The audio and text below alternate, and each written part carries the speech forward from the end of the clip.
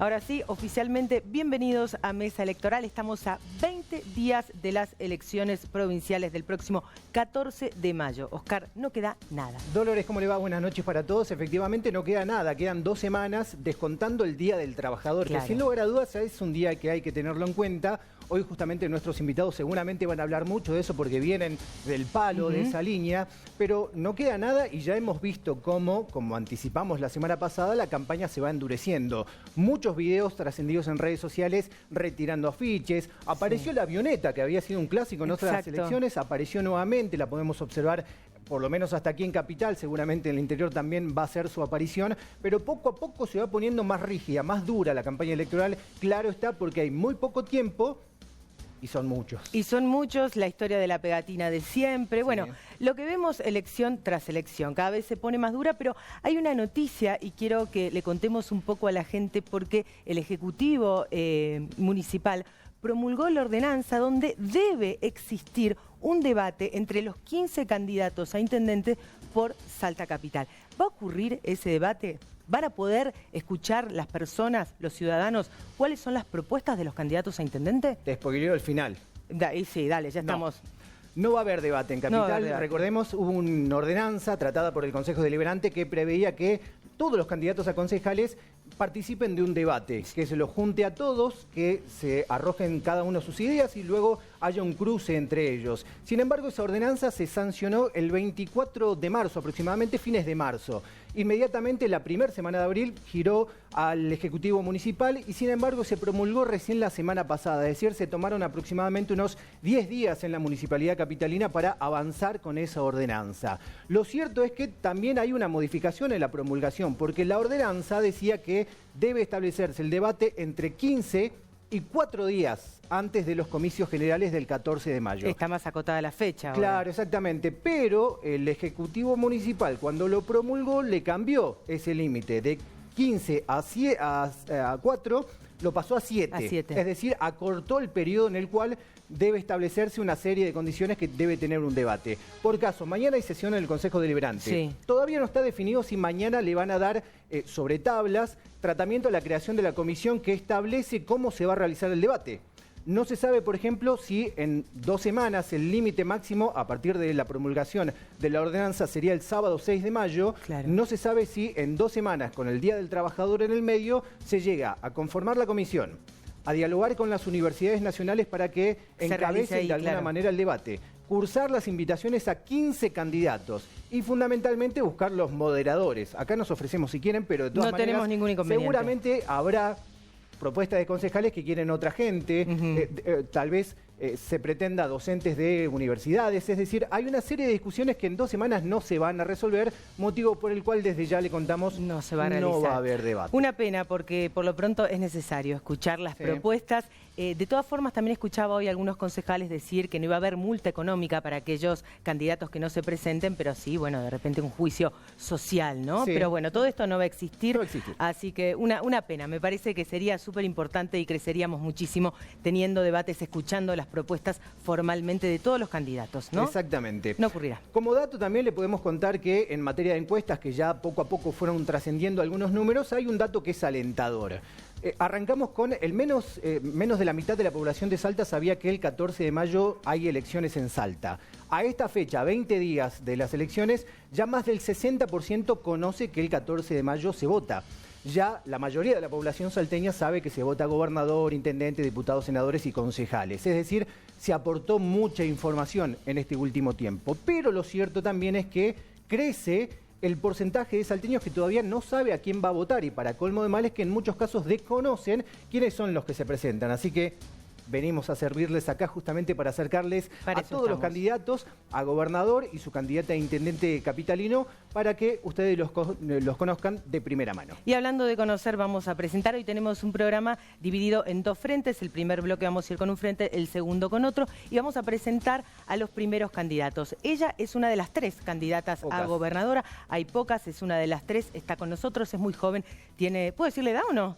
Puedo decirle edad, y claro, porque tiene 35 años. Si tuviera mi edad, no te va a dejar decirlo. Tiene 35 años, es periodista, es fotógrafa, es militante, fue concejal sanlorenseña y muy fanática de Boca y de Gimnasia y Tiro. Mi compañera de trabajo, debo decir también, entre otras cosas. Entre otras cosas, ¿sí? El otro es candidato a intendente, es una persona también muy joven, ya tiene un transcurso en la vida política, fue incluso diputado, formó parte de aquella andanada de dirigentes del Partido Obrero en su momento que llegó, por ejemplo, a distintos cargos gubernamentales.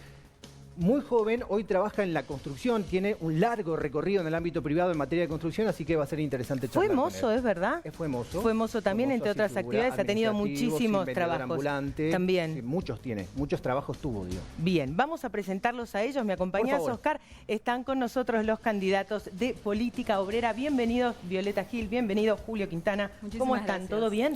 Muy bien, gracias por la invitación. ¿Algún dato erróneo que hemos dicho? Todavía no cumplí los 35. Ay, por Dios, te sumé. El 11 de noviembre. El 11 de noviembre. 34 años, ahí 34. Está. Dicho esto, aclarado esto, ¿cómo están, chicos? ¿Bien? Muy bien, gracias. Gracias por la invitación. Bueno, ¿cómo observan esta campaña tan particular, tan corta? En tu caso ya has vivido varias de estas campañas, incluso transitando con esta particularidad, trabajar en el ámbito privado y dedicarse también a la vida política, que es un doble esfuerzo, ¿no? A diferencia de muchos otros. ¿Cómo venís observando, en tu caso, en el ámbito capitalino, la campaña electoral? Mira, se destaca una gran pugna de camarillas que están peleando un botín municipal, digamos, que tiene que ver con la defensa de una serie de intereses que no son los del conjunto de la población, son los de los grandes grupos del turismo, la hotelería y la gastronomía que dominan lo que es el centro salteño, los especuladores inmobiliarios asociados a estos procesos económicos, los negocios de la patria contratista y de los servicios que están vinculados al presupuesto del municipio, como por ejemplo Agrotécnica Fueguina, Lusal, etcétera. Y desde este punto de vista, lo que queda fuera en esa pugna es qué van a hacer con la enorme agenda de los trabajadores, que ya es enorme históricamente, pero que hoy en día es más aguda aún por un cuadro de crisis generalizado que tenemos, y que en Salta se manifiesta con un empobrecimiento masivo de la población, aún habiendo crecido la cifra del trabajo. Esto es un dato importante. En el centro salteño reina el trabajo en negro, en la construcción, en la gastronomía, que son oficios, como vos bien decías, a los cuales yo me he dedicado, en el comercio. Hoy en día no se cumplen con los convenios colectivos de trabajo, no se respeta la jornada laboral de 8 horas, se fragua lo que son las leyes laborales, por ejemplo, mediante contratos basuras o el monotributo, desde los sectores privados hasta el propio Estado, tanto municipal como provincial, y nosotros venimos a representar la agenda de los trabajadores que son las víctimas de esta situación y que son confiscados día a día por un proceso que ya a esta altura es hiperinflacionario y que no hace otra cosa que transmitir recursos del bolsillo del trabajador hacia los grandes empresarios, etcétera. Y eso es lo que explica que Argentina crezca, ha crecido el PBI en el último año, ha crecido el movimiento económico y hasta los puestos de trabajo, pero de todos modos tengamos más pobres como nunca antes, o por lo menos como pocas veces en la historia del país. Ahora, Julio, te escuché decir en alguna entrevista que la izquierda está discutiendo candidaturas teniendo semejante crisis. ¿Qué pasa con la oposición? ¿Qué pasa con la izquierda? ¿Qué diferencia tienen ustedes de repente con el Partido Obrero, con el Frente de Izquierda? ¿Me lo pueden explicar, resumir? Sí, mira, la situación de crisis y de división de la izquierda no es muy diferente a la situación de crisis y de fracturas del conjunto del régimen político. Totalmente. A nivel nacional y también en la provincia de Salta. Ahora, esta división que vos señalás es importante y requiere ser explicada porque en el último periodo hay una parte de la izquierda que ha ingresado a un proceso o ha desarrollado un proceso de asimilación al Estado. Sin ir más lejos, el Frente de Izquierda, que tiene su expresión política en la provincia de Salta, pero lo tiene a nivel nacional, ha terminado garantizando, por ejemplo, quórums para que se voten presupuestos en Chaco. Ha sido parte y ha votado a favor de la emergencia económica allá por el año 2018, que terminó garantizando, 2019, terminó garantizando la transición ordenada del final del gobierno de Mauricio Macri y la transición a Alberto Fernández. Es decir, es una izquierda que se ha ido asimilando cada vez más a un régimen político que hoy vemos está completamente descompuesto y se ha agotado como garante de resolver las necesidades que tenemos los trabajadores. Recién Julio señalaba, pocas veces en la historia se ha visto el nivel de degradación del valor del salario de los trabajadores, cuando los trabajadores hoy en día ya están luchando para enfrentar el proceso de confiscación que significa esta tendencia inflacionaria, que es una política del Estado, la inflación, ir llevándola adelante. Ahora, claramente el proceso es escandaloso en la medida en la que en los últimos días solamente hemos perdido por lo menos entre el 10 y el 15% del valor de nuestros ingresos, trabajadores asalariados, jubilados, compañeros y compañeras del movimiento de desocupados. En este marco, la gran agenda que tenemos que discutir los trabajadores está completamente afuera, por ejemplo, del debate que hoy en día está dando la izquierda, que en Salta se paseó por los medios de comunicación discutiendo el problema de cargos, de candidaturas. Sin ir más lejos, Claudio Del Pla ha sido quien, en primer lugar, digamos, ha establecido una delimitación y una denuncia contra sus ahora candidatos en Orán, en nombre de un acuerdo que llegaron y que establecieron con los partidos del régimen, con Juntos por el Cambio, con el Frente de Todos. Ahora están todos juntos en la medida en la que terminaron llegando a un acuerdo de cargos. Y si no puede ser el debate que tenemos que desarrollar los trabajadores. Desde Política Obrera consideramos que la agenda, digamos, la discusión que tiene que primar en esta campaña, y no solamente en la campaña, sino en el día a día de los trabajadores, es justamente ahora, en lo inmediato, cómo garantizamos un blindaje, una defensa del valor del salario, que, insisto, está siendo demolido, y no hay otra que en el marco de una tendencia hiperinflacionaria y un proceso de devaluación que ya está en curso, que es defenderlo sobre la base de la preparación, del desarrollo en los lugares de trabajo, en cada uno de los lugares en donde intervenimos, de la huelga general. Tiene que haber una reacción general de los trabajadores, porque independientemente del gremio en el que nos encontremos, la destrucción del valor de nuestros salarios se está dando por igual sentido en todos lados. Ahora, estas peleas internas que han tenido en la izquierda, porque son muchos los frentes que tiene la izquierda en estas elecciones generales, que no tuvo paso, que tiene esa particularidad, pero estas peleas internas hacen que de alguna manera avance tanto, por ejemplo, figuras como la de Milei, porque antes, sin lugar a dudas, el Partido Obrero o la izquierda capitalizaba mucho el voto bronca, y en estas elecciones particularmente hay mucha bronca por parte de la gente. Sin embargo, hay un porcentaje altísimo de gente que todavía no sabe a quién va a votar. Y cuando se le consulta a esa misma gente sobre qué es lo que va a pasar en elecciones nacionales, te dicen Milei rápidamente. Bueno, mirá, en realidad es al revés. El Partido Obrero, por ejemplo, cuando ganó la capital salteña en el 2013, yo ingresé como diputado, por ejemplo, Violeta como concejal, etcétera. Nosotros éramos parte de un torrente de luchas obreras y populares que en el terreno político se tradujo también a través del voto del Partido Obrero contra la izquierda, que por ejemplo hoy en día es parte del frente de izquierda que conforma el Partido Obrero oficial. ¿Me explico? Entonces, nosotros en ese momento enfrentamos todos los partidos del régimen y una izquierda que ya en aquel momento la denunciábamos como que se integraba al Estado. Porque, por ejemplo, el MST, que es otro partido del actual Frente de Izquierda, formaba a nivel nacional frentes con Pino Solanas, con Luis Juez. Luis Juez hoy en día está con Juntos por el Cambio, por ejemplo, para que vean el tenor de esta izquierda.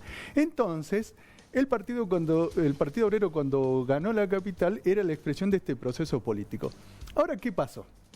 Nosotros en ese proceso fuimos una ardua batalla contra todo un régimen político que terminó oficiando como una máquina de impedir. Las ordenanzas que se aprobaban por unanimidad en el Consejo Deliberante de Salta, después eran vetadas por el intendente Isa, que después fue vicegobernador, y se disolvía la mayoría y la unanimidad que a veces teníamos para con esos proyectos. Entonces hoy en día hay que desarmar todo ese entramado político institucional para poder avanzar. En vez de sacar esa conclusión, el partido oficial, y nosotros lo denunciamos esto en tiempo y forma, fue a una política de tratar de acomodar el discurso para conseguir votos, cuando para la izquierda socialista es al revés.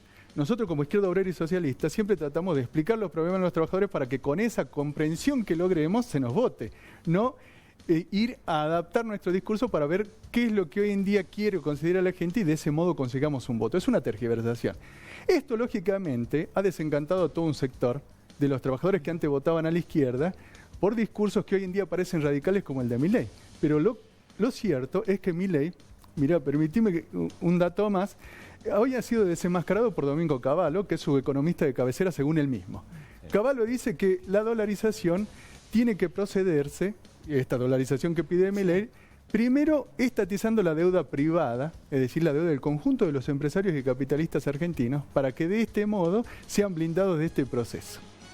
Es decir, que cuando Milei dice que dolaricemos, va a rescatar a todos estos sectores y por el contrario va a reventar el salario, las jubilaciones, la salud y la educación, ya lo he dicho públicamente, y le llamo la atención a la población de una cosa. Aquel que hoy en día ofrece como salida para alguien que venda sus órganos, que venda sus hijos o subrogue su vientre, por ejemplo en el caso de las mujeres, es alguien que de ningún modo va a dar trabajo genuino y te va a llevar a una situación tan desesperante que lo único que te queda es esto. Entonces acá nosotros venimos a recuperar una historia política del Partido Obrero, ahora como político obrero, una vez que se nos expulsó, y combatir tanto a esta derecha como a la izquierda democratizante y el conjunto del régimen que hoy en día quieren seguir sosteniendo un esquema económico, político y social que se está derrumbando sobre la clase obrera. Bien. Ahora, Violeta, ¿cuál es la propuesta que tiene Política Obrera para estas elecciones? Porque hay una enorme cantidad de candidatos. Estimo, por lo general, la izquierda siempre le apunta a los puestos legislativos. ¿Es esto lo que buscan o tienen un proyecto de gobierno para el Ejecutivo? No, sin lugar a dudas, lo que los trabajadores tenemos que discutir y con más razón aún, mientras, por ejemplo, en el terreno nacional, hoy en día, cada uno de los bloques de la burguesía, la Cámara de Comercio, los industriales, los agroexportadores, el foro Yao Yao y demás, cada uno reclama su salida. Cada uno está exigiéndole al gobierno y presionándole al gobierno, por ejemplo, mega devaluación, destrucción de los convenios colectivos de trabajo. Es decir, cada uno quiere su tajada en el marco de una crisis y de la que estamos atravesando. Lógicamente, el gobierno está respondiendo a las exigencias y a los reclamos que tiene cada uno de estos sectores del gran capital. Los trabajadores tenemos que disputar, en el marco de esta crisis, un planteo político propio. Es decir, queremos y consideramos que los trabajadores tenemos que luchar por el poder, porque solo sobre la base de discutir a fondo cuáles son las confrontaciones que tenemos, el salario, sin ir más lejos. Es decir, ¿cómo garantizamos hoy en día que los trabajadores en el marco de esta crisis se blinde, en el buen sentido de la palabra, se resguarde el salario, y no cualquier salario, un salario igual al costo de la canasta familiar? Estamos hablando de 280.000 pesos. Estamos hablando ¿Cómo se de logra? más de 300.000 pesos, porque el salario de canasta familiar es aquel que incluye además el costo de los alquileres. Sí. Sin ir más lejos, en Salta tenemos 80.000 familias que no tienen acceso a una vivienda propia, es decir, muchas de ellas sometidas a los alquileres y al enorme negociado de la patria inmobiliaria, que hoy en día está siendo beneficiada también por el gobierno, pero además también hay que incorporar allí los servicios, que sí están indexados a la inflación. Cada vez que aumenta la inflación, aumentan los servicios. Lo que no aumenta es el salario. Lo que no se equipara a la inflación es el salario, son los ingresos. Esto es lo que planteamos desde Política Obrera. ¿Cómo se lograría, Violeta? ¿Cómo lo llevamos adelante? Sí. Mira, si nosotros somos gobierno, en primer lugar lo que establecemos como decreto es un aumento del 100% de los salarios, pero además la indexación de los salarios. Tienen que estar completamente equiparados, lógicamente, al proceso inflacionario. Se garantizan las jornadas de 8 horas y el respeto de los convenios colectivos de trabajo. Pero para poder llevar adelante esto, convocamos a una asamblea constituyente que sea soberana, que tenga poder, es decir, convocamos a los trabajadores de cada uno de los sectores, a los vecinos y demás, a discutir cómo se garantizan todas estas medidas, porque acá el problema que hay que discutir es que en una provincia en donde se están llevando adelante grandes negocios de características capitalistas, se llevan adelante justamente sobre la base de la explotación de trabajadores con jornadas de 12 horas, por ejemplo, en el campo, sin ir más lejos, la explotación que se está llevando adelante y estas grandes promesas de desarrollo en la minería, que no son otra cosa que promesas de inversiones solo a condición de que sean salarios, por ejemplo, completamente degradados respecto del proceso inflacionario. Acá lo que hay que garantizar, ante todo, es la defensa del valor del salario y de las condiciones de trabajo, pero no cualquiera. No el trabajo precario, no el trabajo en negro que hace un momento desarrollaba Julio, que se desarrolla, porque se producen nuevos puestos de trabajo. Acá vemos los titulares y el gobierno se embandera en nombre de que se han generado nuevos puestos de trabajo. ¿Pero en qué condiciones?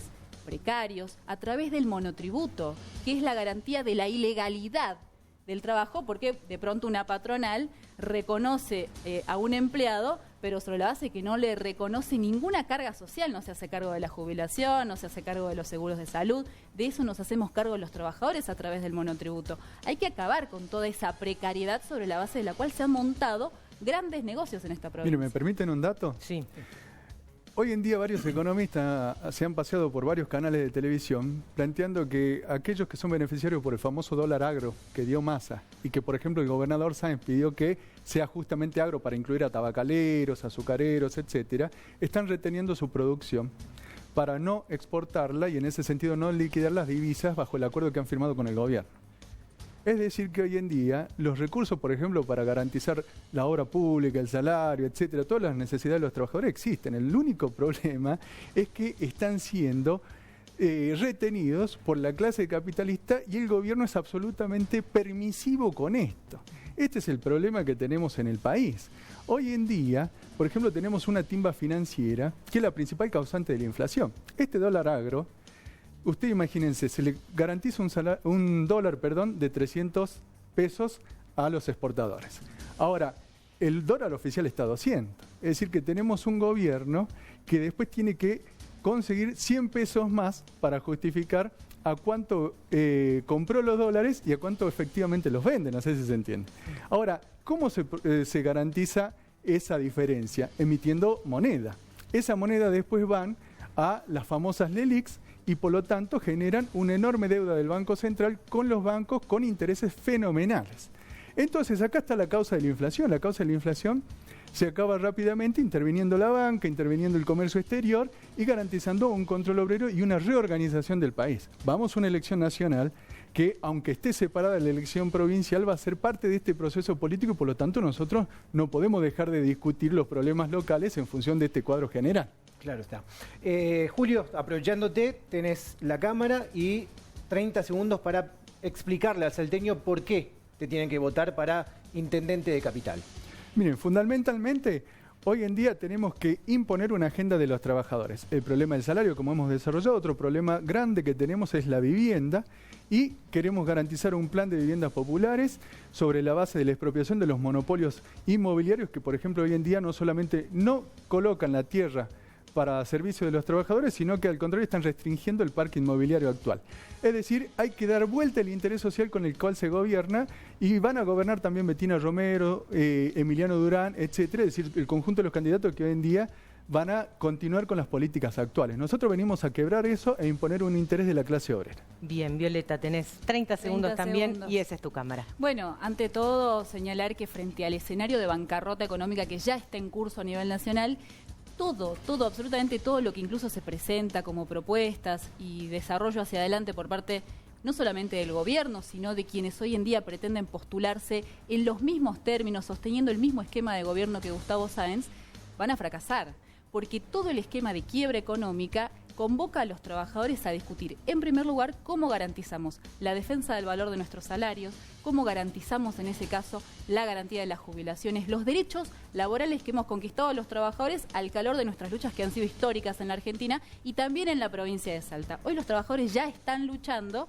y al calor de esas batallas se inscribe Política Obrera, no solamente el 14 de mayo, que tiene que ser una expresión de la clase obrera en la provincia de Salta, sino en función de la necesidad de construir un partido de la clase obrera, justamente por esto, porque tenemos que luchar por el poder, tenemos que luchar por un gobierno de trabajadores para acabar definitivamente con este cuadro de miseria social, de hambre, de pobreza en el que estamos sumidos y al que nos pretenden llevar cada vez más a fondo. Ahí estaba la propuesta de Política Obrera. Muchísimas gracias, Violeta. Muchísimas gracias, Julio. Gracias a ustedes. ¿Compartimos la primera pausa? Por favor, y después continuamos con más propuestas, con más candidatos.